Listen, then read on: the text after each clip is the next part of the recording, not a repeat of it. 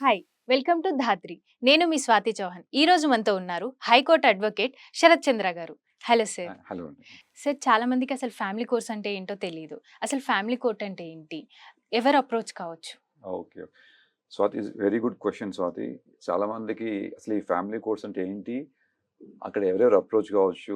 అసలు ఏం కేసెస్ అక్కడ హ్మ్. వాళ్ళు డీల్ చేస్తారు కోర్ట్స్‌లో? మనకి అక్కడ ఏం సొల్యూషన్స్ దొరుకుతాయనేది చాలా మందికి తెలియదు. అంటే hmm. Of course many people are educated and they are able to find the solution through Google and net. Yeah! But still as అడ్వకేట్‌గా మాకు ఎన్నో కాల్స్ వస్తుంటాయన్నమాట. సార్ ఈ హ్మ్. కేస్ ఎక్కడ వేయాలి? హ్మ్. ఈ నాకు ఇంట్లో వైఫ్‌తో ప్రాబ్లమ్ ఉంది. నా భర్తతో ప్రాబ్లమ్ ఉంది. అత్తగారితో ప్రాబ్లమ్ ఉంది. హ్మ్. ఇంట్లో నన్ను హరాస్ చేస్తున్నారు. హ్మ్. ఎక్కడ ఆహ్, ఎక్కడ నేను ఏ కోర్ట్‌కెళ్ళాలి? హ్మ్. అని రకరకాల క్వెషన్స్ మాకు వస్తుంటాయన్నమాట. ఆ! So, now I will explain you ఈ ఫ్యామిలీ కోర్ట్స్ అంటే ఏంటి? సో, ఇప్పుడు నేను చెప్పిన సమస్యలన్నింటికి ఫస్ట్ సొల్యూషన్ ఏంటంటే అప్రోచింగ్ ద ఫ్యామిలీ కోర్ట్ అన్నమాట. ఓకే. సో, ఈ ఫ్యామిలీ కోర్ట్స్ అంటే ప్యూర్‌లీ ఫర్ ద పేరులోనే ఉంది మీకు. యాహ్! Family courts. హ్మ్. మనకిప్పుడు civil courts, criminal courts, tribunals అనేది సమస్యలను పరిష్కరించుకోవడానికి మన సిస్టమ్‌లో ఉన్న హ్మ్. అవైలబిలిటీ ఇవన్నీ ఒక ఆహ్, ఏంటివన్నీ ఇన్‌స్టిట్యూషన్స్ యూ కెన్ హ్మ్. సే. హ్మ్. ఓకే. హ్మ్. ఆహ్, క్రిమినల్ కేసెస్‌కి కొట్టుకోవడం, ఆ! తిట్టుకోవడం, ఆహ్, హ్మ్. డిఫేమ్ చేసుకోవడం, అటాక్ చేసుకోవడం, అసాల్ట్ చేసుకోవడం వీటన్నిటికి మనం ఇవన్నీ కమ్స్ అండర్ క్రిమినల్ కేసెస్. హ్మ్. సో, క్రిమినల్ కోర్ట్స్‌కెళ్ళిపోతాం మనం. ఓకే.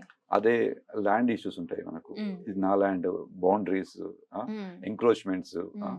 వీటన్నిటికి ఎక్కడికెళ్ళాలి? హ్మ్. అప్పుడు will go to civil courts. Okay. అట్లా. ఓకే. మనకెవరికైనా మనీ ఎవరికైనా అప్పిచ్చాం మనం. మళ్ళీ హ్మ్. మనం రికవర్ జేసుకోవాలి. హ్మ్. అప్పుడెక్కడికెళ్ళాలి? ఇట్స్ సివిల్ మ్యాటర్ అన్నమాట. ఓకే. అప్పుడు సివిల్ కోర్ట్‌కెళ్తాం. సో, ఈ కోర్ట్స్ అన్ని criminal courts, civil civil courts course. And tribunals అని ఉంటాయి. హ్మ్. ట్రిబ్యునల్స్ ఏంటంటే అడ్మినిస్ట్రేటివ్ ట్రిబ్యునల్ ఉంది ఇప్పుడు. So, okay. మనకేమైనా గవర్నమెంట్ ఎంప్లాయ్‌మెంట్ ఉందనుకోండి సెంట్రల్ గవర్నమెంట్‌లో. హ్మ్. వాళ్ళతో మనకేమైనా ఇష్యూ ఉందనుకోండి. మన హ్మ్. జాబ్ పోవడం గానీ, హ్మ్.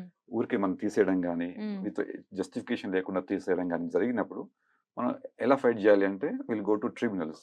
ఓకే. అట్లా. సో, ఇన్ని సిస్టమ్‌లో మనకి ఇవన్నీ రెమెడీస్ హ్మ్. మన కోసం ఉన్నాయన్నమాట.